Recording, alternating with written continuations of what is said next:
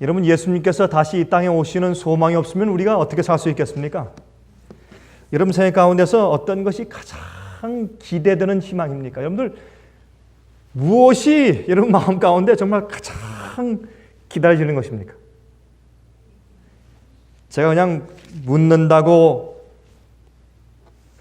그냥 형식적으로 답변하시지 말고 정말 마음 가운데서 여러분 마음 가운데 가장 고대되는 사건이 무엇입니까, 여러분?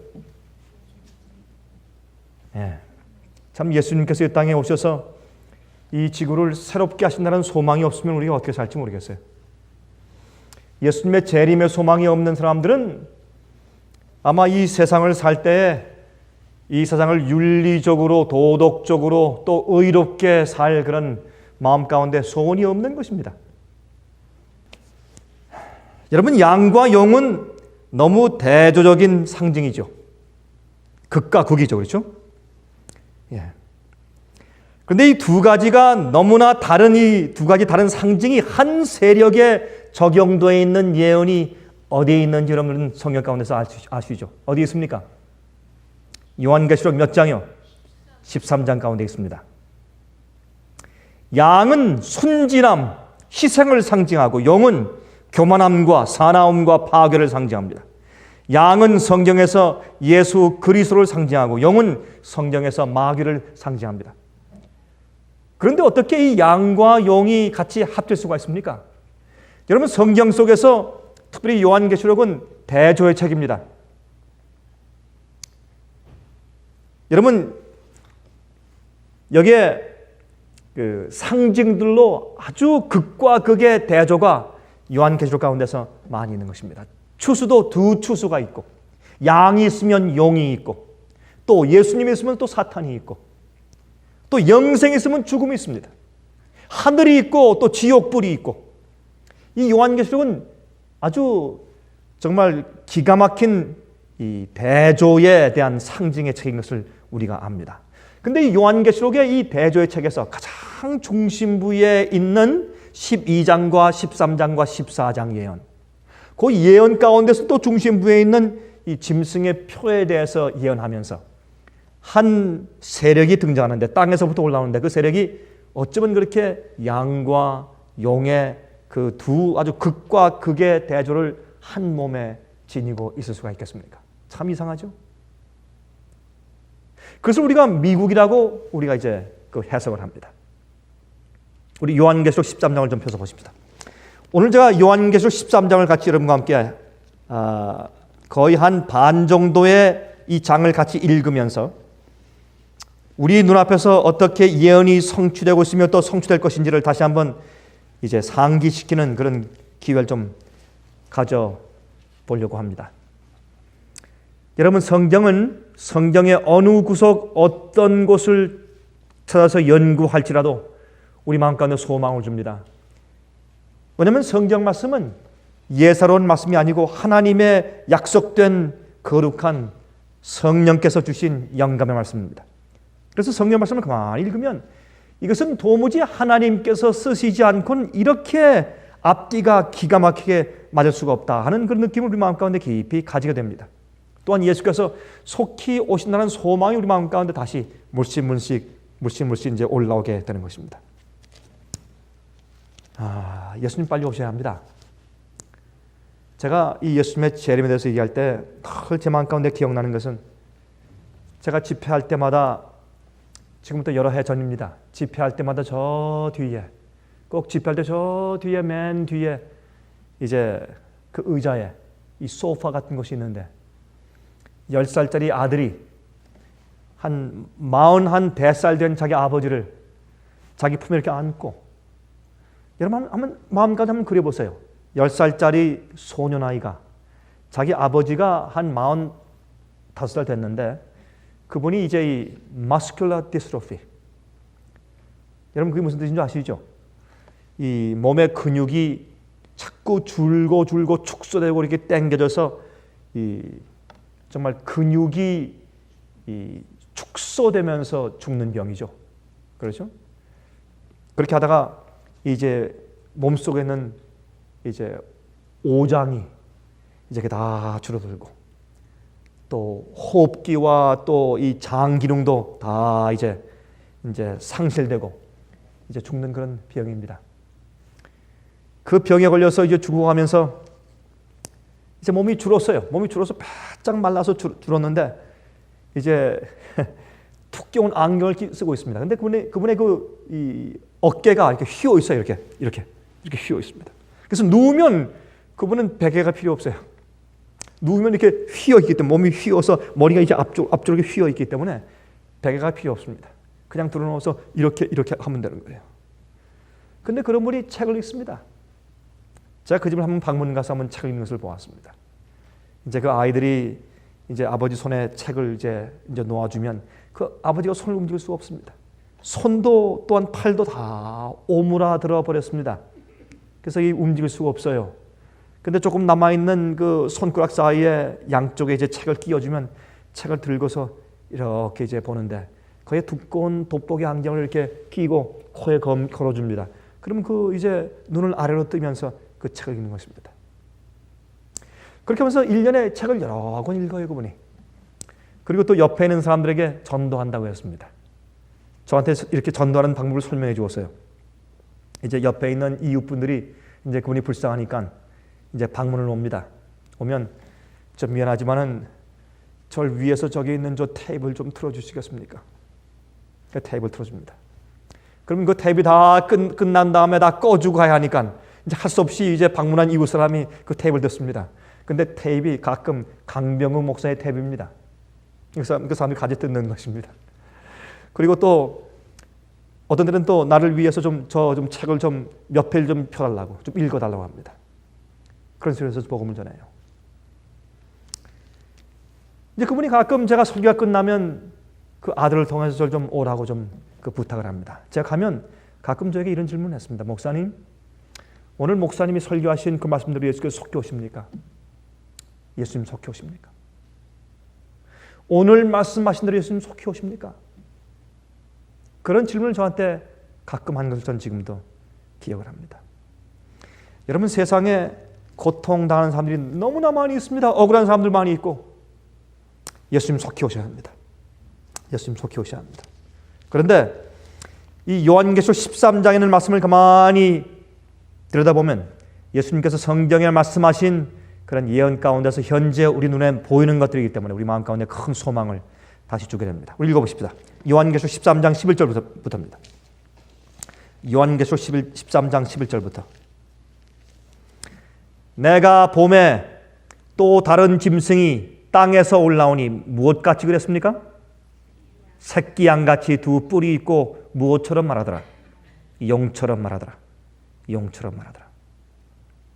여기에 이제 새끼 양과 용의 너무 극적인 대조가 한 짐승 속에 있는 것을 보게 됩니다. 이 짐승은 이 요한계시록 13장에서 두 번째 나오는 짐승인데 이 짐승은 땅에서부터 올라온다고 했습니다. 근데 첫 번째 나오는 짐승은 13장 1절에 말씀하기를 내가 보니 바다에서 한 짐승이 나오는데 뿔이 10이요 머리가 7이라 그 뿔에는 10멸관이 있고 그 머리들에는 참남된 이름들이 있더라고 설명하고 있습니다. 첫 번째 짐승은 바다에서 올라온다고 설명했습니다. 우리가 잘 알지만 좀 상기하고 지나가십시다. 우리 테이블 듣는 사람들 가운데서 혹시 잘 모르는 분들이 있을까 해서 말이죠. 여기 바다에서 올라온다고 했는데 이 바다와 물은 무엇을 상징합니까? 성경 예언에서. 사람들과 백성을 상징합니다. 그것은 요한계시록 어디에 있는 말씀입니까? 요한계시록 몇 장? 17장입니다. 가서 보십시다. 요한계시록 17장 15절. 또 천사가 내게 말하되 내가 본 바 음녀에 앉은 물은 백성과 무리와 열국과 방언들이니라 그랬습니다. 여기 이제 물은 성경 예언에서 백성과 무리와 열국과 방언들 사람들인 것을 우리가 이해할 수가 있습니다. 그렇죠? 그런데 사람들이 많이 있는 곳에서 첫 번째 짐승이 올라왔다면 두 번째 올라오는 짐승은 이제 첫 번째 나온 짐승을 위해서 앞장서서 일해주는 짐승으로 표현되는데 이 짐승은 땅에서부터 올라온다고 설명했습니다. 사람들이 많이 있는 곳에서 바람이 불면서 한 짐승이 올라왔으면 사람들이 많이 있는 곳에서 전쟁이 일으면서 굉장히 많은 그런 이제 소용돌이 가운데 생기는 세력을 의미한다면 11절에 있는 땅에서 올라오는 짐승은, 이 땅에서 올라온다고 하는 것은 헬라어에서 식물이 땅에서부터 조용히 싹이 나서 조용히 자라나는 그런 표현으로 기록되어 있기 때문에 이것은 이제 전쟁을 통해서 생긴 나라가 아니고 사람들이 많이 있는 지역에서 생긴 나라가 아니고 아주 조용하게 사람들이 없는 지역에서 저절로 자연히 생성된 나라로 상징하고 있음을 우리가 여기서 알아볼 수가 있는 것입니다. 내가 또 봄에 다른 짐승이 땅에서 올라오니 새끼 양같이 두 뿔이 있고 용처럼 말했습니다. 용처럼 말한다고 여기 설명하고 있습니다. 여기 13장 이전에는 이 짐승에 대해서 그 중간쯤에 내가 2절 보면 내가 본 짐승은 표범과 비슷하고 그 발은 곰의 발 같고 그 입은 사자의 입 같은데 용이 자기의 능력과 보좌와 큰 권세를 그에게 주었다라 했습니다. 용이 그에게 권세를 주었습니다. 그런데 이 두 번째 짐승은 나중에 용처럼 말합니다. 그러므로 이 두 짐승 사이에 나중에 결론이 이 첫 번째 짐승이 하는 일과 두 번째 짐승이 하는 끝에 가서 결론적인 일이 상당히 비슷한 것을 우리가 여기서 보게 되는 것입니다. 12절 내가 먼저 나온 짐승의 모든 권세를 그 앞에서 행하고 땅과 땅에 거하는 자들도 처음 짐승에게 경배하게 하니 곧 죽게 되었던 상처가 나온 자니라 그랬습니다. 여기에 첫 번째 나오는 이 짐승이 두 번째 나오는 짐승이 먼저 나온 짐승, 첫 번째 나온 짐승인 교황권을 위해서 모든 권세를 그 앞에서 행하고 그가 보는 앞에서 행하는데 땅과 땅에 거하는 자들로, 땅은 나라죠. 그 나라들에 거하는 사람들로, 다시 말해서 그 나라의 국가적인 단위별로, 또 이 세상에 있는 모든 인류들의, 백성들의, 사람들의 개인적으로 다 누구에게? 처음 짐승에게 경배하게 한다고 설명했습니다. 먼저 짐승에게, 처음 나온 짐승에게, 교황권에게 경배하게 한다고 했습니다. 곧 죽게 되었던 상처가 나온 자니라 그렇게 설명을 했습니다. 여러분 아시다시피 여기에 새끼 양같이 두 뿔이 있다 그랬습니다. 여러분 두 뿔이 있다고 하는 것은 이제 흔히들 해석하기를 두 뿔은 하나가 이제 다니엘 8장을 보면 그 수양이 이제 두 뿔이 있고 수염소가 뿔이 하나가 있습니다. 그렇죠? 그런데 여러분 그 앞에 있는 다니엘서를 보면 천사가 그 뜻이 무슨 뜻인지 설명을 쭉 해나갑니다.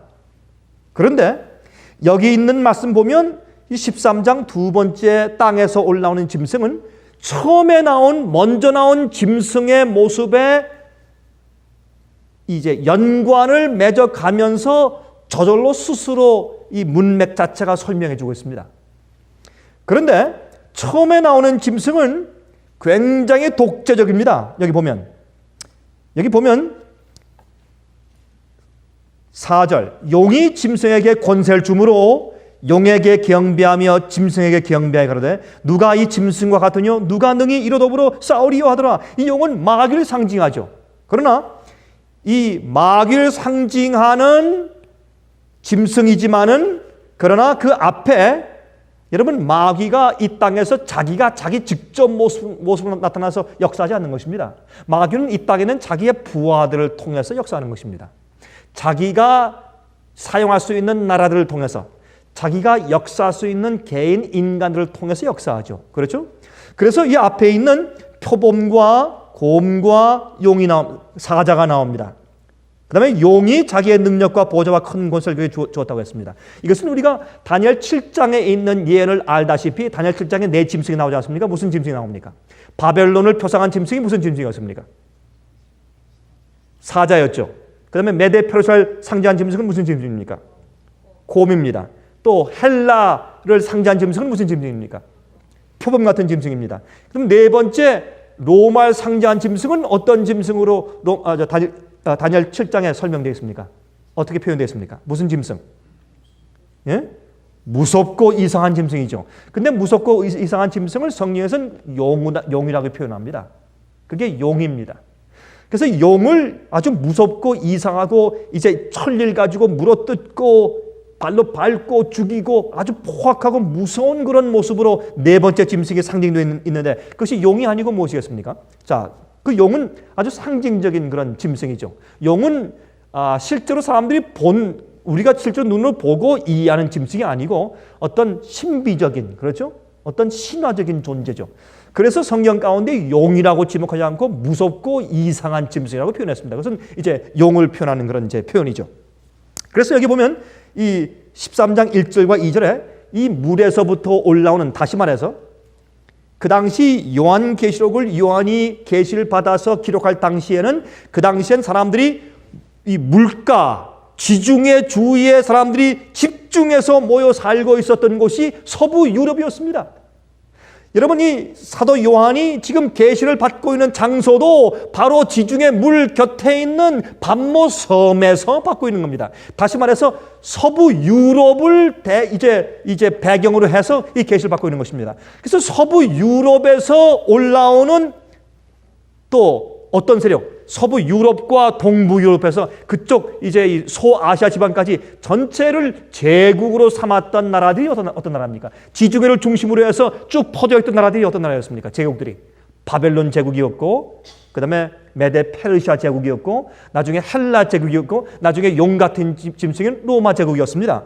그래서 여기에 있는 이 마귀가 역사하는 것은 누구를 괴롭히고 누구를 죽이기 위해서, 무슨 진리 없애기 위해서, 여러분 지역적으로 예루살렘을 핍박하기 위해서, 하나님의 교회를 핍박하기 위해서, 하나님의 백성들을 핍박하기 위해서, 또 하나님의 진리를 땅에 떨어뜨려서 짓밟기 위해서 마귀가 역사하는 것입니다. 그렇게 하기 위해서 하나님께서 한 나라를 세우셨기 때문에 마귀도 이 세상에 있는 다른 나라들을 자기 것으로 삼아서 하나님의 나라와 백성들을 핍박하는 것입니다. 그 백성들 개인들을 핍박하면서 그 하나님의 교회를 핍박하고 하나님의 나라를 핍박하고 하나님의 백성들을 개인적으로 핍박하는 것입니다. 그러므로 마귀가 주의 백성들을 핍박하는 그런 방향들이 많지 않습니까?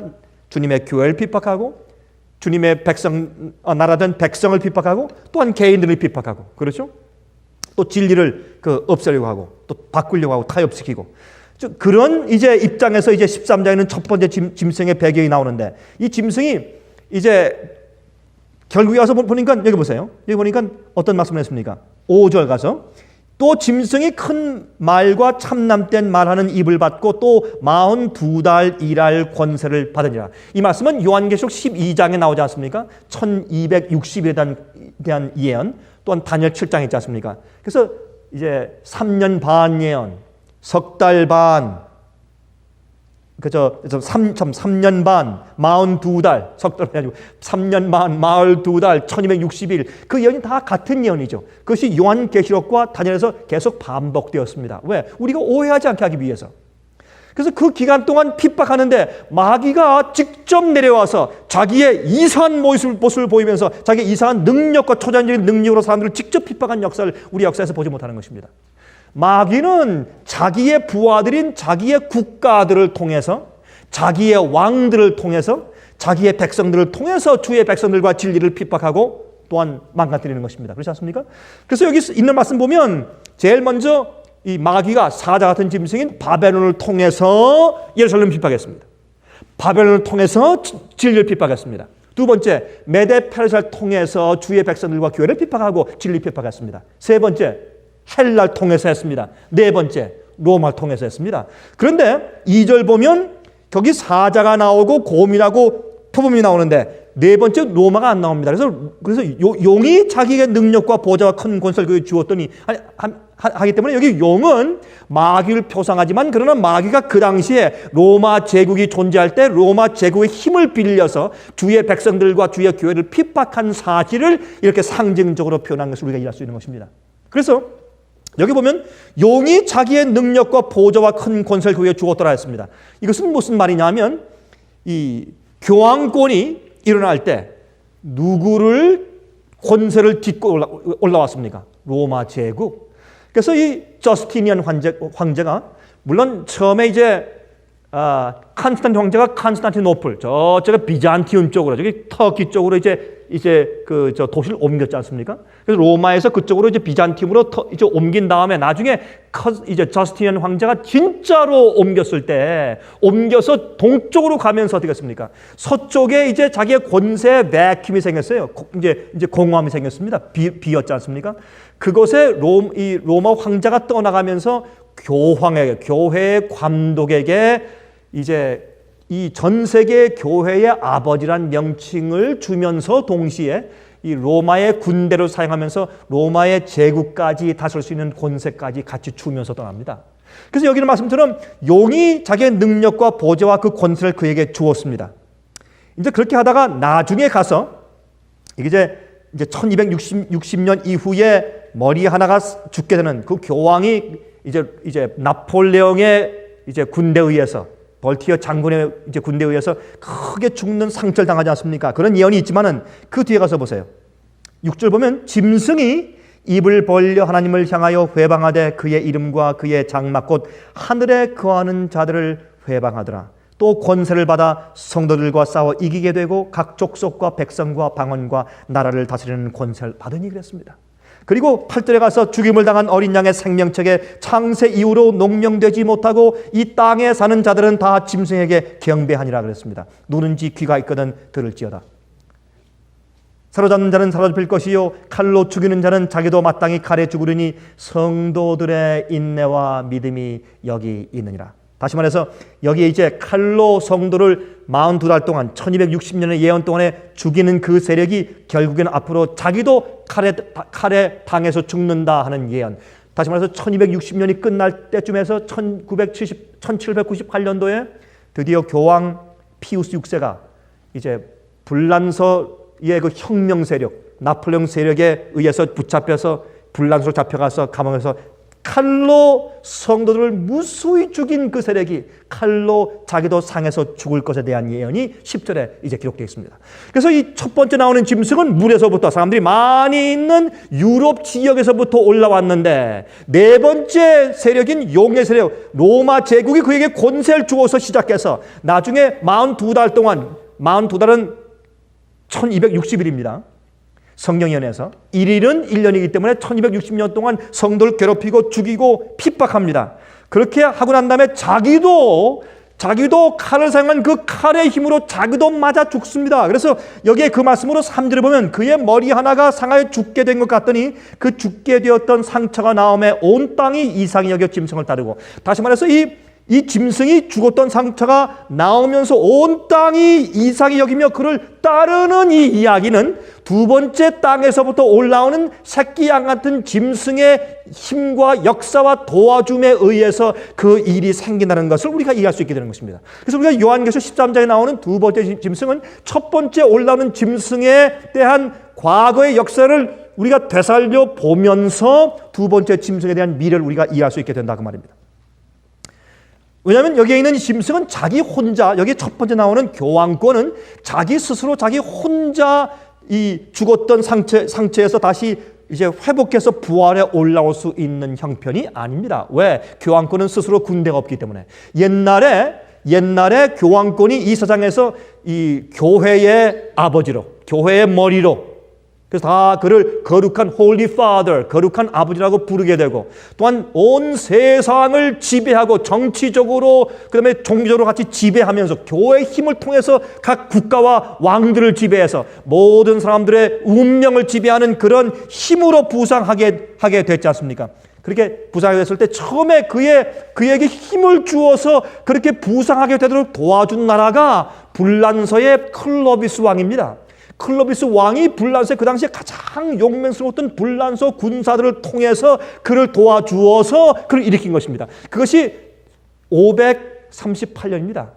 530년도에 클로비스 황제가 이제 이 불란서 황제가 로마 천주교회로 개종을 합니다. 그것이 큰 힘이 되어서 538년도 8년 이후에는 온 세상의 교회들과 온 세상의 나라 위에 군림하는 가장 강력한 세력으로 종교적이면서 정치적인 세력으로 부상한 세력이 교황권입니다. 그것이 AD 538년입니다.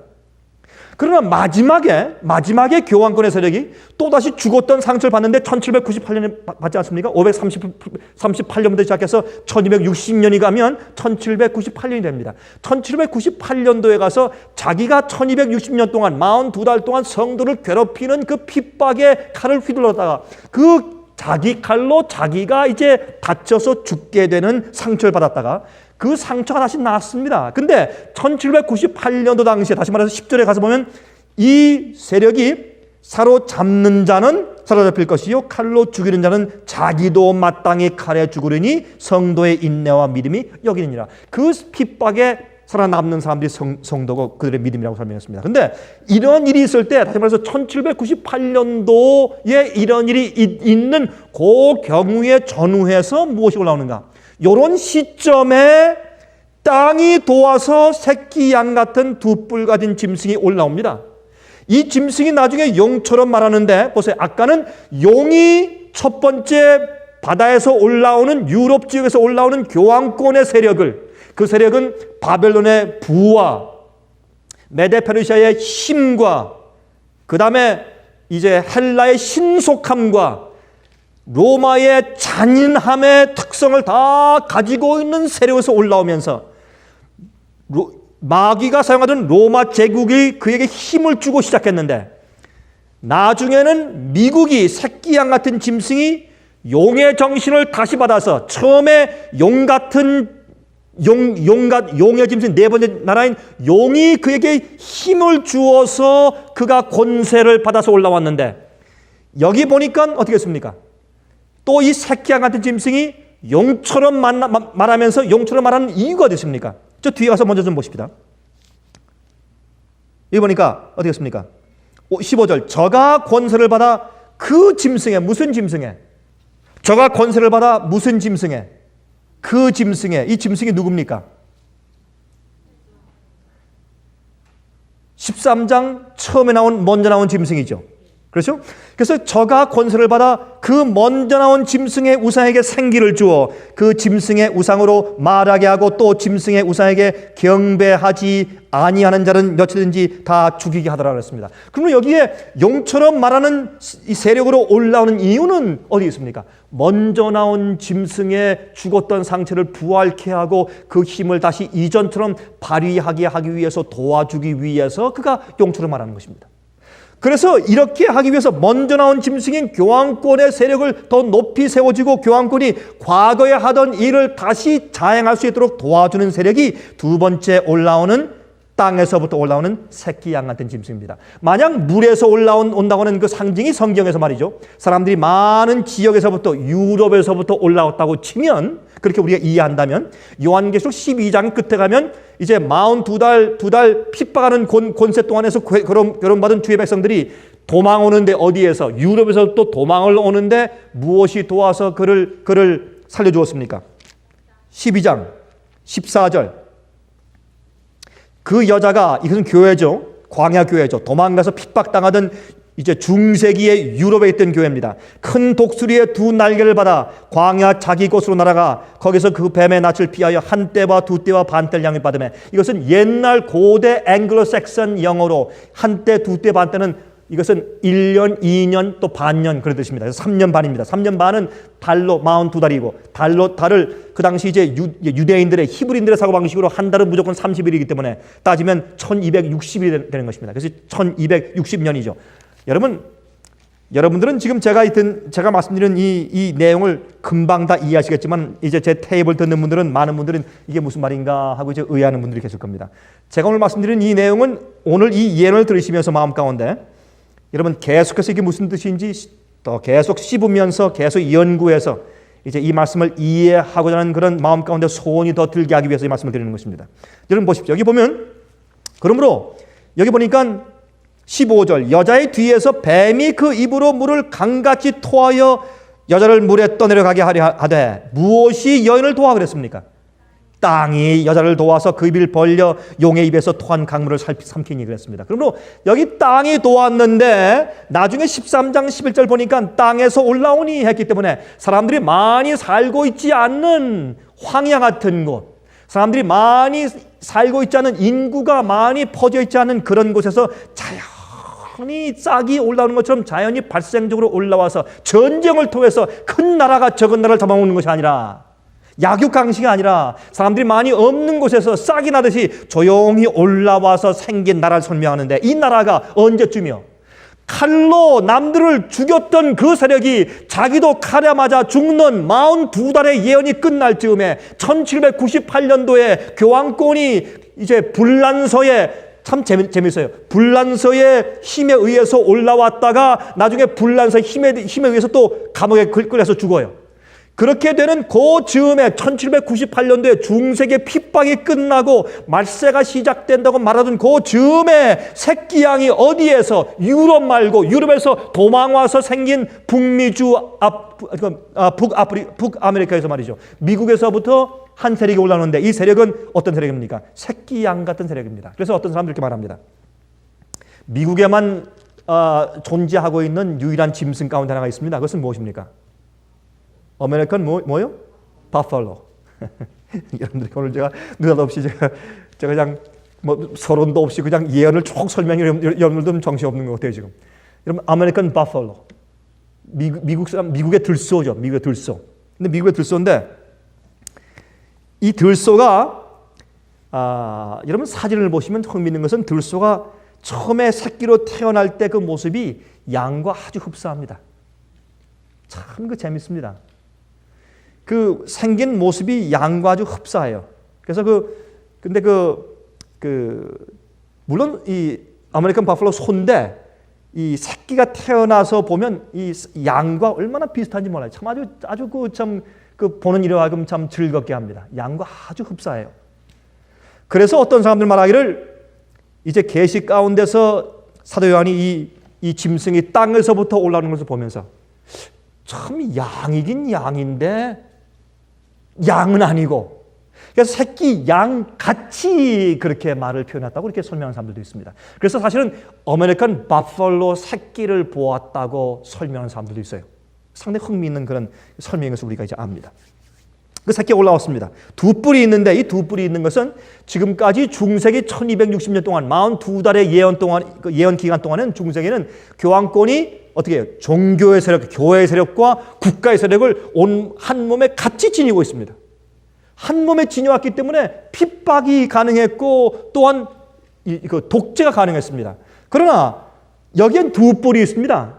이것은 교회와 국가가 전적으로 분리되어 있는 모습을 상징합니다. 그래서 교회의 어떤 가르침을 가지고 자기의 가르침에 맞지 않는다고 해서 사람을 죽이거나 핍박하는 일이 불가능하게, 국가의 힘과 종교의 힘이 나눠져 있고, 이 언론의 자유와 출판의 자유와 집회의 자유와 종교와 양심의 자유가 뚜렷이 보장되어 있는 새끼 양 같은 짐승. 여러분, 새끼 양은 성경에서 누구 상징합니까? 예수를 상징하지 않습니까? 그래서 예수님의 기독교 정신을 가지고 성장하는 나라로 상징되어 있다고 우리가 여기 보면 좋겠습니다. 그래서 여러 가지 모든 면에서 볼 때 이것은 미국일 수밖에 없습니다. 그래서 1760년도에 바로 1260년 동안의 중세기의 교황권의 핍박의 기간을 성경의 예언적으로 다니엘과 요한계시록을 공부하면서 이해한 요한 웨슬레는, 유명한 그 종교개혁자 요한 웨슬레는 말하기를, 1760년대에, 여러분 1798년도 예언이 끝나려면 한 38년 남아 있었던 1760년도에 그가 말하기를, 요한 웨슬레가 이 새끼양 같은 세력이 올라올 시기가 이제 거의 다 되었습니다 라고 설교했습니다. 그러나 알았습니다. 그는 미국의 건국을 보지 못했습니다. 그러나 미국이 1777년도에 건국했어요. 그래서 이 짐승이 이제 죽게 되는 세력이 죽게 되는 그런 마당에 있을 때, 그때 전으로 생성해서 조용히 이 발견된 이 미합중국에서 조용히 올라와서 기독교 정신을 가지고 시작한 나라가 바로 미국인 것입니다. 이 미국이 땅과 땅에 거하는 나라들과 백성들에게 이제 그 힘을 가하죠. 그렇죠? 이 조용한 나라가 나중에 용처럼 말하는, 다시 말해서 옛날 먼저 있었던, 처음 나왔던 이 교황권의 정신과 태도를 가지고 사람들을 핍박하는 세력으로 화해지는 것을 여기서 설명하고 있습니다. 여러분, 그런데 우리 좀 몇 가지 이제 나머지 한 10분 동안에 몇 가지 현재 우리 형편에 따라서 좀 이해를 좀 해보도록 하십시다. 소련과 미국이 대치했던 냉전 시대가 끝나고 미국이 이 세상에서 유일한 슈퍼 파워로 등장했습니다. 그렇습니까? 그렇습니다. 소련이 무너진 다음에 지난 한 10여 년 동안에 미국의 군사력은 엄청나게 발전했습니다. 타의 추종을 전혀 불허할 정도로 엄청나게 발전했습니다. 그동안에 이제 소련이 와해되고 적은 군소 국가로 다시 환원되고 또 이제 거기다가 지금 러시아로 계속 유지되고 있지만 러시아는 그동안에 경제적인 파탄 때문에 그저 허덕이들 하고 절대로 이 군사적인 발전을 미국과 함께 같이 발전해 올 수가 없었습니다. 그래서 이제는 전혀 타의 추종을 불허할 정도로 성경에 있는 이 마지막 예언처럼 용처럼 온 세상의 나라들과 그 나라들에 있는 사람들을 호령할 수 있는 유일한 파워로 여기에 등장하게 된 것을 우리가 압니다. 그럴 즈음에 종교적으로 미국이 서유럽에서부터 도망쳐서 미국에 왔을 때는 미국에 도망온 청교도들은 자기를 핍박한 사람들과 자기 선조들을 핍박한 사람들이 너무나 미워서 그 당시 로마 천주교인들이 따라서 이민 오면 붙잡아다가 교수형을 시켰습니다. 공개적으로. 그렇게 미워했습니다. 그렇게 박해했습니다. 왜? 복수하기 위해서. 그렇게 했던 이 미국이 지금은 이 개신교 숫자보다 현재 이 구교의 로마 천주교의 숫자가 훨씬 더 능가하게 된 모습을 봅니다. 여러분, 대법원과 상원의원과 하원의원들과 또한 이 미국에 있는 정치가들 가운데서 다수가 로만 캐톨릭 교인인 것을 보는 것입니다. 이것은 너무나 이상한 움직임입니다. 그러면서 현재 지금 교황의 말과 미국에 있는 추기경의 말과 로만 캐톨릭 교회의 이 언급과 말의 힘이 미국의 정치의 투표에서 얼마나 큰 힘을 발휘하고 있는 것을 우리 눈에 보는 것입니다. 여러분, 이것은 이상한 일이 아닙니다. 이것은 예수께서 속히 오는 재림의 징조가 아니고 무엇이겠습니까, 여러분? 여러분 그렇게 믿으십니까? 이것은 이 성경 예언이 거의 그 마무리 단계에 왔다는 큰 하나의 증거 가운데 하나입니다. 예수께서 속히 오신다는 증거 가운데 하나입니다. 소련이 무너진 다음에 약 한 10여 년 동안 미국의 군사력은 엄청나게 발전했습니다. 여러분, 옛날에 그 전에 영국이 세상을 지배했을 당시에는 영국이 슈퍼파워일 때는 스페인이 같이 있었습니다. 그래서 함부로 혼자 슈퍼파워 일을 못했습니다. 여러분 알다시피 여러분 세상의 많은 나라들이 영국의 식민지였고 동시에 또 스페인의 식민지였죠. 여러분 남미에 가면 남미는 거의 다 스페인 식민지였어요. 그러니까 지금 다 스페인 말 하지 않습니까? 그러므로 그 당시에 영국은 슈퍼파워였지만은 혼자 유일한 파워가 아니었습니다. 또한 로마 제국도 페르시아 제국도 그 당시에 남모르게 옆에는 중국이란 거대한 제국이 있었습니다. 징기스칸이 있었습니다. 몽고 제국도 있었습니다. 그래서 어떤 의미에서 전 세계를 호령하는 용의 세력으로 등장하는 세력은 마지막 시대 양처럼 올라오는 바로 미국 세력 이외에는 성경 역사의 요한계시록 13장에는 이 말씀에 맞는 세력이 세상 역사에 없습니다. 한번 찾아보십시오. 없습니다. 그러나 한 가지 문제가 있습니다. 지금 이렇게 미국이 슈퍼파워가 된 다음에 같이 이렇게 경쟁 상태에 있던 소련의 세력이 내려간 다음에 미국만 서 있지 않습니까? 지금 미국이 유일한 지금 용의 세력으로 지금 등장하고 있고 용이 로마 교황과 또한 로만 캐톨릭 세력과 이렇게 가깝고 친하게 지내는 사실을 우리가 눈에 보게 되는 것입니다.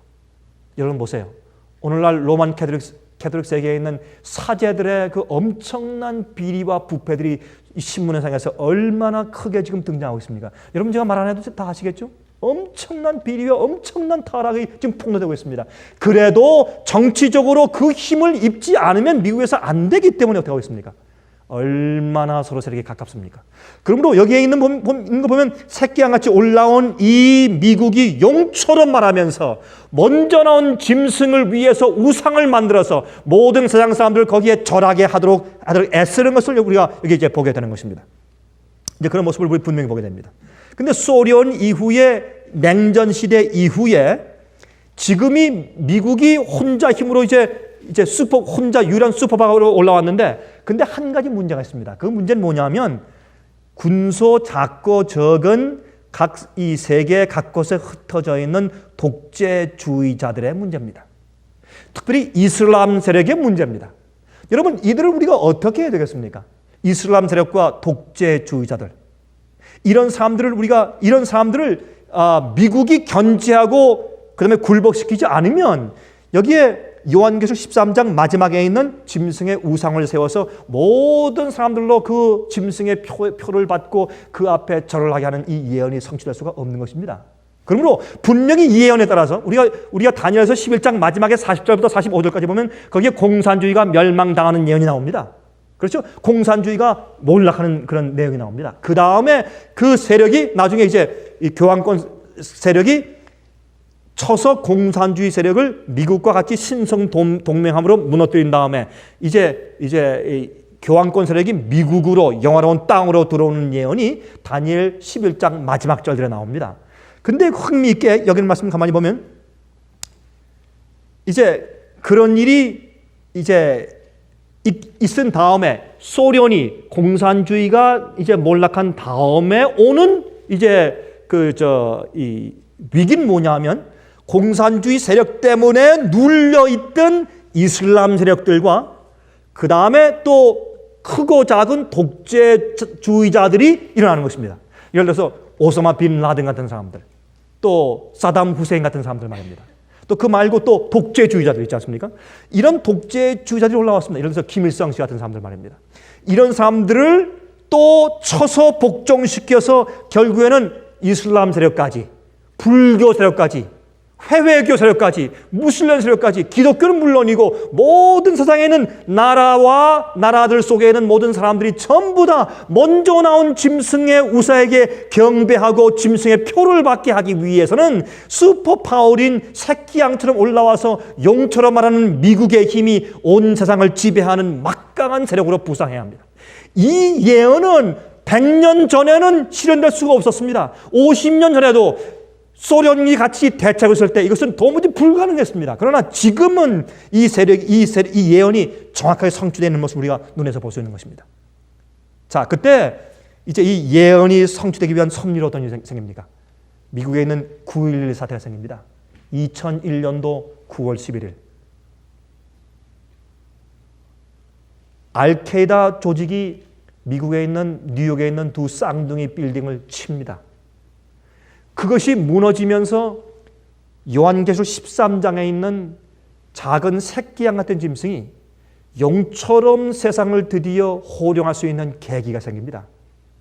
이제는 미국이 독재자처럼 용처럼 짓밟고 치고 가서 때리고 먼저 선제 공격하고 옛날엔 방어만 하고 고립주의로 보호무역 정책을 가지고 너희끼리 싸워라 우린 관여 안 한다 라고 보호주의 정책을 하면서 아이솔레이셔니즘, 자기 혼자 고립주의 정신을 가지고 살고 있던 미국이 이제는 독재자의 입장에서 어떤 의미에서 용의 소리를 가지고 나가서 온 세상을 호령하고 우리와 함께 할래? 아니면 우리 원수가 될래? 적이 될래? 하는 입장에서 호령하는 입장이 되게 만드는 계기가 미국으로 볼 땐 참하지만은 성경 예언으로 볼 땐 계기가 되었던 9월 11일 사건입니다. 그 사건이 있은 다음에 어떤 나라도 러시아와 중국도 더 이상 미국이 아주 강력하게 나가서 사람들 치기 시작했을 때 더 이상 항거할 수 없는 핑계를 제공하게 됩니다. 여러분, 세상 사건이 우리가 눈에 보는 모든 이런 사건들은 우연히 생기는 사건들이 없습니다. 하나님께서 허용치 않으시면 그냥 생기는 그런 사건들이 없습니다. 우연한 사건은 없는 것입니다. 그래서 이런 사건이 미국이 몇몇 독재주의자들, 특히 이슬람 세력까지 없애고 세계를 장악하는 기회가 온 것입니다. 이때 중국과 러시아까지 고개를 숙이고 합세하게 되었습니다. 여러분, 코소보 전쟁에서 유엔군이 생겼죠. 미국의 이 공중 파워, 에어 파워가 세상을 깜짝 놀라게 했습니다.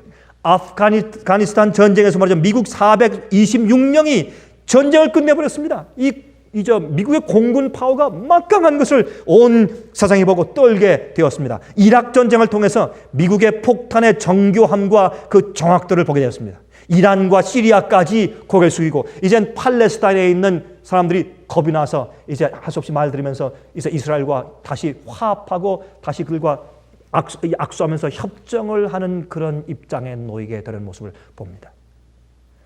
여러분, 이것이 새끼 양 같은 짐승이 용처럼 말하는 모습이 아니고 무엇이겠습니까? 여러분, 유엔은 미국이 세계를 장악하기 위해서 내세운 마스크입니다. 가면입니다. 여러분, 또한 유엔 국가들이 반대해도 미국 혼자 밀고 나가는 힘이 있다는 것을 우리가 이락을 치는 모습에서 보았습니다. 그래서 유엔은 미국이 자기 일을 하기 위한 하나의 가면입니다. 가면이에요. 그러나 그 뒤에 있는 유일한 슈퍼파워는 새끼 양 같은 짐승인 미국인 것을 우리가 압니다. 그런데 보세요. 세계 정부, 유엔이 세워지기 위해서 세계 정부를 세우려면 세 가지가 필요합니다. 무엇입니까? 첫 번째, 입법권이 필요합니다. 이번에 우리가 보니까 어떤 세상에 어떤 문제 있는 문제나라를 치기 위해서 무엇을 합니까? 상임 이사국들이 모여서 결정을 합니다. 그것이 입법권입니다. 유엔, 전 세계 단일 세계 정부의 입법권이 있습니다. 두 번째, 군사력이 있습니다. 세계 연합군이 있습니다. 또 연합군이 말 안 들으면 미국 혼자서 치는 것입니다. 그래서 군대가 있습니다. 분명히. 세 번째, 법원이 있습니다. 2001년도 7월 달에 세계 인터내셔널 크리미널 코트가 생겼습니다. 세계 범죄자 법정이 생겼습니다. 그러므로 이 세 가지가 이미 준비된 것을 봅니다. 자, 끝내면서 우리 이 문제를 좀 살펴보십시다. 13장 13절부터 갑니다. 12절부터 저가 먼저 나온 짐승의 모든 권세를 그 앞에서 행하고 땅과 땅에 거하는 자들로 처음 짐승에게 경배하게 하니, 이 처음 짐승이 누구라고요? 처음 짐승이 누굽니까? 교황권입니다. 물에서 올라왔던 그 짐승이죠. 처음 짐승에게 경배하게 하니 곧 죽게 되었던 상처가 나은 자니라. 그렇죠? 1798년도에 상처를 받은 다음에 나중에 1929년도에 라테란 조약을 통해서 2월 11일자리죠. 바티칸의 이태리와 바티칸이 조약을 맺어가지고 108에이커의 땅을 갖다가 이제 교황권에게 주면서 독립국가로 인정을 해줍니다. 그때부터 다시 국가로 다시 군주로서 다시 교회의 머리로서 다시 부상해서 부활하기 시작하는 모습을 봅니다. 이젠 미국을 통해서 온 세상에 호령하는 그런 종교 세력으로 다시 부활하는 것을 우리가 지금 보는 것입니다. 그래서 사실은 미국이 이 새끼양 같은 짐승이 기독교 정신을 가지고 가장 겸손하고 온유한 성품을 가지고 남들을 도와주고 희생적인 기독교 정신으로 새끼 양처럼 올라왔다가 나중에 용처럼 말하면서 먼저 나온 짐승인 교황권을 받들어서 그를 위해서 우상을 세워주고 그에게 절하지 않으면 다 죽이게 하는 세력으로 돌변하는 모습을 보는 것입니다. 그것이 미국의 종말이고 미국의 운명인 것입니다. 여러분, 이 우상을 세워서 거의 절하게 하고 절하지 않는 자는 죽인다는 그 예언의 표상은 다니엘 3장에 있습니다. 다니엘 3장에 있는 느부갓네살 왕이 불화평지에 큰 우상을 세운 다음에 금우상을 세운 다음에 거기 절하게 했습니다. 다 절했습니다. 그때 절하지 않는 사람들은 누구였습니까? 다니엘 세 동무였습니다. 사드락과 메삭과 아벳느고였습니다. 그들이 그 우상에게 경배하지 않은 이유가 어디 있습니까? 왜 경배하지 않습니까?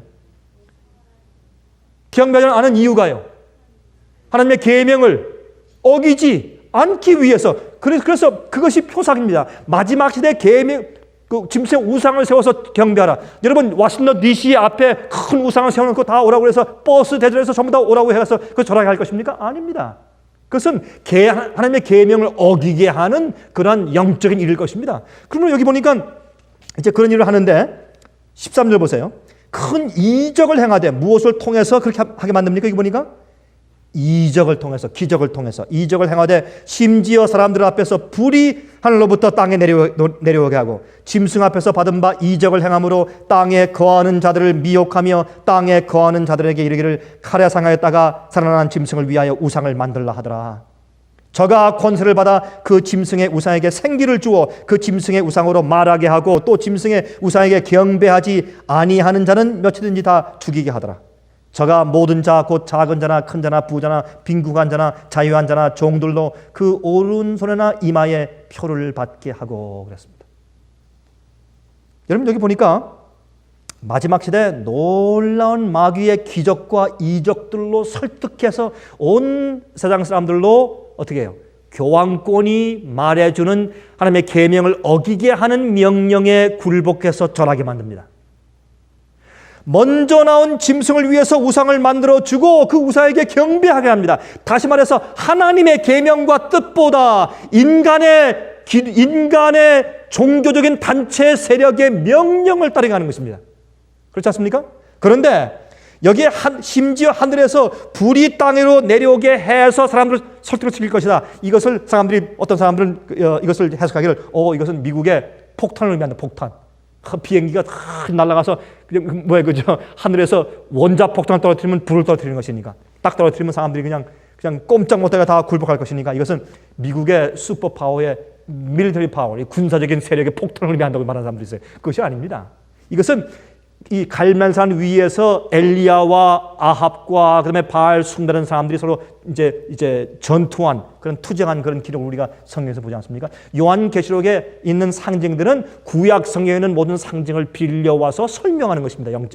영적에서 설명하죠. 그러면 어떤 일입니까? 마귀가 역사하는 눈에 볼 때 이것은 하나님의 역사일 수밖에 없다. 이것은 참 신이다. 진짜 성령이다. 진짜 참 기적이다. 라고 해서 하나님께서 미국과 교황권 옆에서 그들을 인정해 준다고 설득당할 수밖에 없는 이적을 마귀가 눈에 보이게 행한다고 말입니다. 그런 이적을 통해서 심지어 하늘에서 불이 내려오게 해서 주님의 역사인 것처럼 보여서 사람들을 설득해서 짐승의 표를 받게 하고 그 우상에게 경배하게 만든다 하는 것을 여기 설명하는 것입니다. 그래서 미국과 교황권이 옳다고 인정하도록 누구마저 이슬람권마저 그렇게 미국을 미워하는 이슬람권마저 여러분 아십니까? 이슬람에서 말이죠. 기독교와 서로 금방 화해할 수 있는 한 가지 이 점인데 그것은 마리아입니다. 마리아 숭배.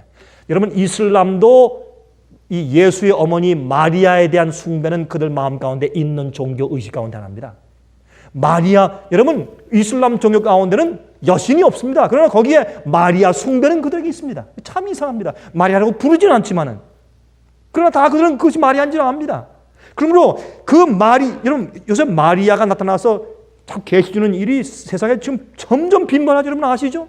제가 요새 자주 말하지 않았지만은 점점 더 빈번합니다. 그러므로 이런 일들을 통해서 이슬람 세력까지도 굴복하게 된단 말이에요. 설득당한다 그 말입니다. 세상이 짐승을 지지하게 되고 짐승의 표가 임할 것이라고 지금 말하는 것입니다. 무력만 가지고 안 되죠.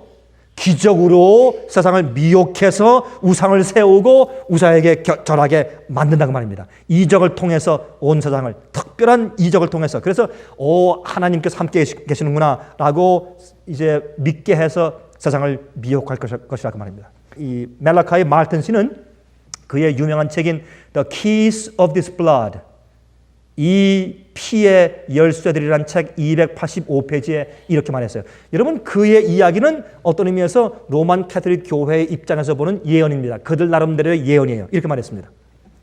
이제 앞으로 한 날이 올 텐데 요한 바오로 2세가 믿고 있기는 이제 이슬람 종교의 중심부가 이미 그리스도의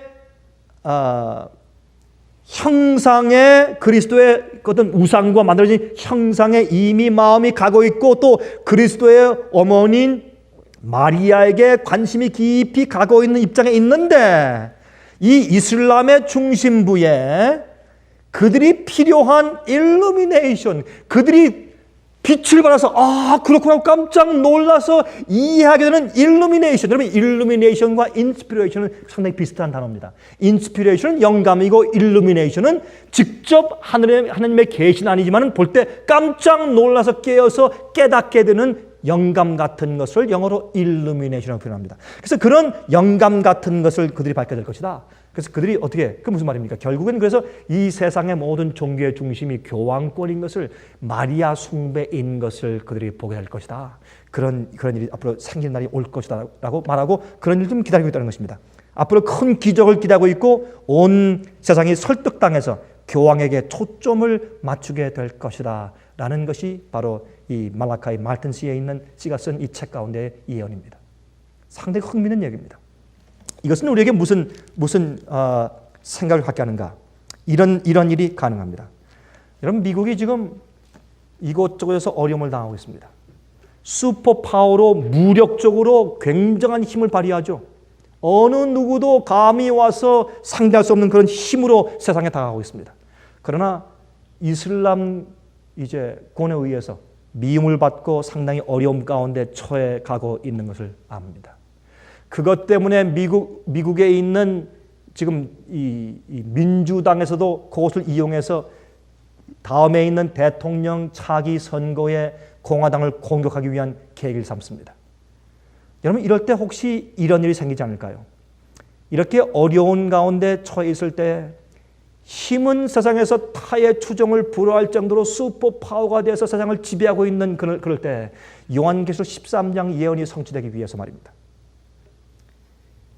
이슬람권도 보고서 굴복하고 그렇다고 인정하고 설득당하지 않을 수 없는 어떤 굉장한 기적이 일어난 사람들이 그렇구나. 정말 미국이다. 교황권이다. 그래서 이것은 세상의 평화와 질서를 위해서 우리도 협력할 수밖에 없다라고 그들의 마음까지도 설득할 수밖에 없는 그런 놀라운 이적이 생기지 않겠습니까? 그것은 우리가 보는 이 세상에서 무슨 방언이나 병 고치는 기적이나 그런 것을 더 뛰어나는 세계적인 사람들 볼 때 깜짝 놀라고 신이 존재한다. 그러나 거듭나지 않은 사람들이 그런 하나님의 기적을 아무리 따라봤자 마음의 변화는 안 생기는 것입니다. 여러분, 노아 홍수 때 많은 사람들이 노아 홍수가 나는 것을 보고 회개하고 쫓아와서 방주 문을 두드리면서 제발 열어주십시오 했지만 주님께서 그들을 들여보내지 않으신 이유는 그들을 동물들 다 내쫓고 그들을 방주 안에 들여보냈다고 할지라도 홍수가 그치면 그들이 또 마음이 바뀌어서 어떻게 해요? 그들이 또 죄를 행하고 또 옛날 반역으로 돌아갈 것이었기 때문에 그들이 마음이 변화받지 않으면 아무리 큰 기적을 보아도 그들의 그 기적 자체가 그들을 변화시킬 수 없는 것입니다. 예수 그리스도의 십자가의 은혜만이 사람의 영혼을 변화시킬 수 있는 것입니다. 그러므로 이제 마귀가 사람들의 마음을 다 거짓으로 전부 다 잠재우고 현혹해 놓은 상태에서 큰 기적을 베풀어서 그 기적은 교황권과 먼저 나온 짐승과 두 번째 올라온 새끼양 같은 짐승이 합쳐져서 이 두 세력이 세계를 연합시키고 또한 안정케 할 세력이구나. 이것이 하나님께서 인정하신 세력이다라고 모든 불교인이나 이교인이나 이슬람교인이나 기독교인이나 모두 다 온 마음을 다해서 그들을 추종할 수밖에 없는 그런 기적을 마귀가 만들 것입니다. 그러한 바로 직전에 우리가 살고 있는 것처럼 보입니다. 여러분, 제가 이런 모로 저런 모로 볼 때 예수님 속히 오십니다. 예수님 속히 오셔야 합니다. 예수님 속히 오시지 않기 때문에 고통당하는 영혼들이 세상에 너무나 많이 있습니다. 저는 여행 다니면서 그런 영혼들 많이 만납니다. 눈물을 흘리면서 주님께서 속히 오시기를 간구하는 사람들이 너무나 많이 있습니다. 우리도 열심히 예언 연구하고 때를 살피면서 주님 오실 때 성령을 통해 사람들을 깨울 수 있는 그런 사람으로 준비되기를 간절히 바랍니다. 하늘에 계신 우리 아버지, 우리에게 있는 유일한 소망은 예수 그리스도 우리 주님의 재림밖에는 없는 것을 다시 한번 우리가 인정합니다. 주께서 이 땅에 다시 오셔서 이 세상을 새롭게 하시는 소망이 없으면 우리가 무엇을 위해서 어떻게 살겠습니까? 주여, 저에게 예언 주시고 그날이 가까운 것을 다시 깨닫게 해주시고 마음의 소망 주심을 감사합니다. 또한 우리 같은 죄인들을 영원히 버려두지 아니하시고 다시 영원히 살게 하시기 위해서, 영접하시기 위해서, 아들과 딸로 다시 소유하시기 위해서 다시 오신다니 너무나 감사합니다.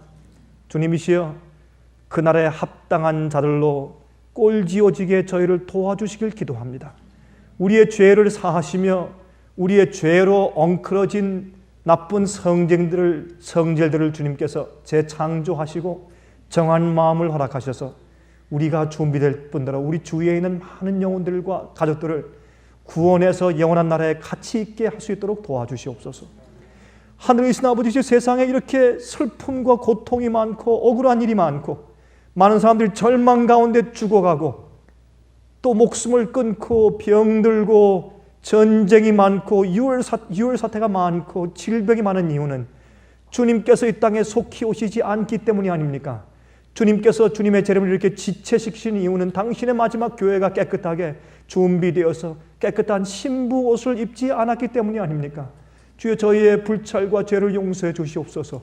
아직도 안정한 마음 가지고 이기적으로 사는 저희 마음을 주께서 용서하시고 주의 희생적인 정신을 갖게 하시며 우리가 이때 무엇을 하며 어떻게 살아야 될지를 깨닫고 알게 도와주시길 기도합니다. 주여 하나님의 교회와 백성들의 게으름을 용서해 주시옵소서. 그들의 마음에 아무런 느낌 없이 자기만 위해 사는 정신들을 주께서 불쌍히 여기시고 깨어나게 해 주시옵소서. 주여 세상에 나타나는 주님의 예언의 엄청난 성취를 봅니다.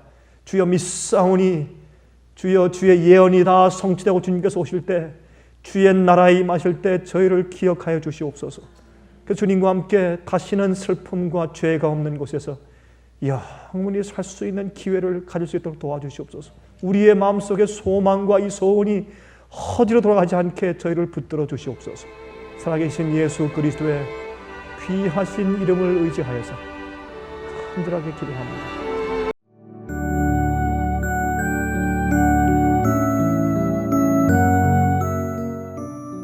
예수님의 재림이 가까워오고 있습니다. 지금은 영원한 하늘을 위해 준비해야 될 때입니다.